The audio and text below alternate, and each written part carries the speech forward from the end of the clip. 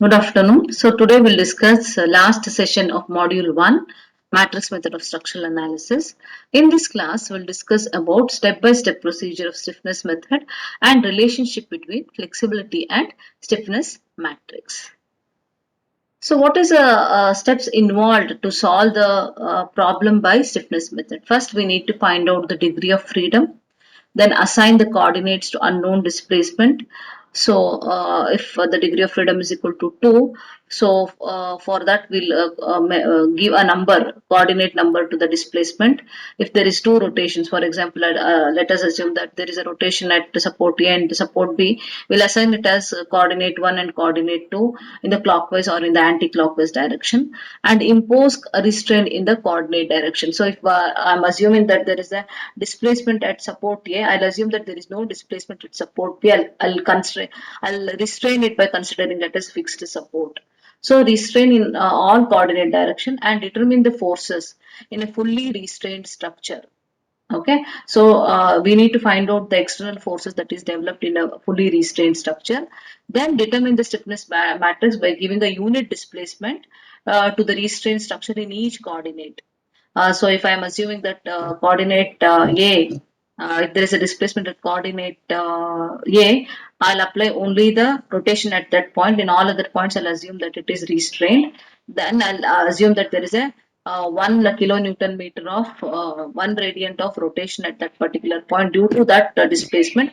What is happening in the other support? Okay, and I'll find out the final forces. So using stiffness relationship, that is, we know that K into delta is equal to P minus PL. We will find out the displacements. So once we know the displacement, we can calculate the member end forces using these joint displacements.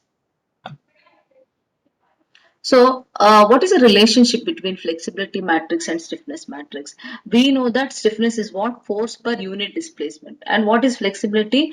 Flexibility is a displacement due to unit force. So, these can be expressed in the help with the help of a matrix form. We know that displacement is equal to,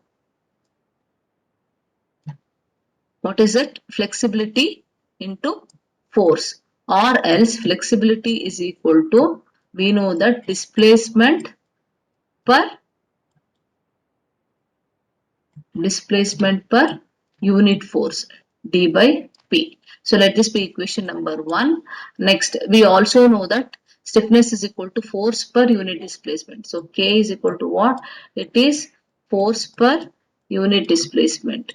P by D. Right. So let that be equation number 2, where F is equal to flexibility matrix and K is stiffness matrix. So substitute 2 in 1. So in place of P, in equation 1, in place of P, write K into D. Right. So therefore what happens? D is equal to F into, in place of P, what I'll write? K into D. I'll write. So therefore D will get cancelled. So therefore F into K is equal to 1, or unit or identity matrix. So hence flexibility and stiffness matrix are always, they are inverse of each other. Stiffness and flexibility matrix are inverse of each other. So now, what is the relationship between global stiffness matrix and element stiffness matrix? The matrix which relates the system displacement to element displacement is called displacement transformation matrix. Whereas in flexibility it was force transformation matrix. Here system displacement is related to element displacement with the help of a transformation matrix. That transformation matrix is called as what? Displacement transformation matrix, and it is denoted by A. There it is denoted by B, here it is denoted by A. So consider a structural system having n local coordinates. Let P1 delta, P2 delta, P and delta be the forces in the direction of coordinates. Let small delta 1, small delta 2, delta n be the displacement of element coordinates. And small p1, p2 n be the forces in the element coordinates. This capital P is in the force in the direction of degree of freedom. That is for the entire structure. So next, so we know that delta 1 is equal to A11 into capital delta 1. That is displacement at coordinate, unit force at coordinate 1 due to unit displacement at coordinate 1 into displacement, system displacement in coordinate 1. So in general I can write it as delta small delta is equal to A into capital delta. So equating external work done to internal work done. External work done is the external forces. Due to these external forces, what is the internal stresses developed? What is the internal force developed? So it can be given as P1 delta into delta 1 plus P2 delta into delta 2. Similarly, P1 small P1 into delta 1. These are all what element? These are all what element forces, element work done. These are all what structure force done. So when I equate this, what I can write? I can write it as delta transpose into P delta is equal to, if I transpose on both the sides, so delta into P delta is equal to small delta into P. If I transpose on both the sides, then it will become delta transpose into P delta I is equal to small delta transpose into P. Let that be equation number 2. So therefore, transposing both the sides of equation, small delta transpose is equal to delta transpose into A transpose. This is what you're going to get in equation 3. So P will get cancelled. So then what happens? Small delta transpose is equal to, we know that small delta is equal to delta into A delta. But if I transpose both the side equation, both the sides of the equation 1, this is what I'm going to get. So delta transpose into P delta, instead in place of small delta transpose, what you can write? You can write delta transpose into A transpose into P. So capital delta transpose will get cancelled. So what is remaining? P delta is equal to A transpose into P. But P delta is equal to what? We know that P delta is equal to stiffness into displacement, and P is equal to element stiffness into element displacement. So what I can write is, in place of P delta, I'll write K delta into delta, and in place of A transpose, keep it A transpose as it is, whereas in place of P, write K into delta. Let that be equation number 5. What happens here? Substitute 1 in 5. I have to substitute 1 in 5. So what is delta here? Delta is what? Delta into A. So K delta into delta is equal to A transpose into K. In place of delta, what I'll write? Delta into A into delta, or delta into A. Right. It is not transpose. It is as it is. We know that delta is equal to A into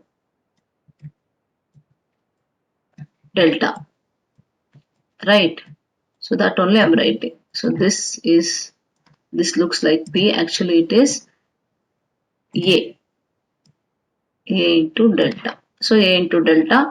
So what happens? This delta and this delta will get cancelled. So what is remaining? K delta is equal to A transpose into K into A. Whereas in case of flexibility matrix, we got what? B transpose PE is equal to B transpose into small flexibility matrix into B. Right. B was force transformation matrix. But here K delta is equal to what? A transpose is displacement transformation matrix transpose into K is element flexibility, element stiffness matrix, and A is what? Displacement transformation matrix.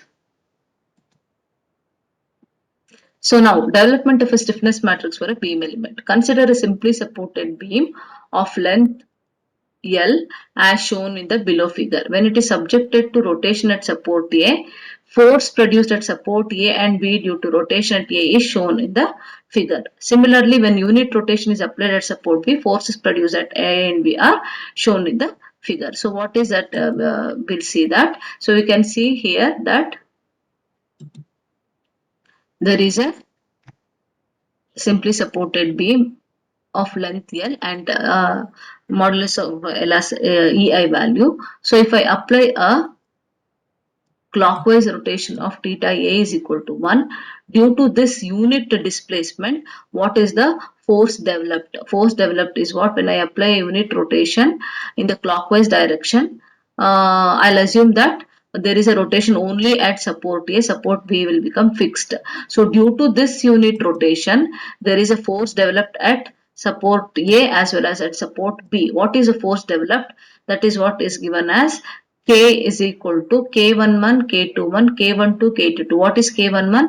What is the force developed at coordinate 1 due to unit displacement at 1? What is the force developed at coordinate 2 due to unit displacement at coordinate 1? What is the force developed at coordinate 1 due to unit force or unit displacement at coordinate 2? What is the force developed at coordinate 2 due to unit force at coordinate 2? So here, what is a unit force when a theta a is equal to 1? Developed is 4ei by L. Okay, so the coordinate direction and this direction is also same, hence it is positive. And if there is a sagging, obviously it will prevent this sagging by applying a moment, so that it prevents that sagging. So obviously it is in this direction. This is also in a clockwise direction, hence it is positive 2ei by L. So similarly, when a unit force is applied at support B in a clockwise direction, theta B is equal to 1, it causes hogging moment. So to withstand that, what is a due to this unit displacement, what is the force developed is 4ei by L. Near end, far end it will become a fixed support. So withstand hogging, it will apply the moment in the opposite direction. So what is happening here? K21, K12, that is displacement at coordinate 1 due to unit rotation at coordinate 2. It is applied is in the clockwise direction, hence positive, it is 2ei by L, and in support B it is 4ei by L. So if I take ei by L outside, it is 4 to 4. So thank you. We'll continue in the next session.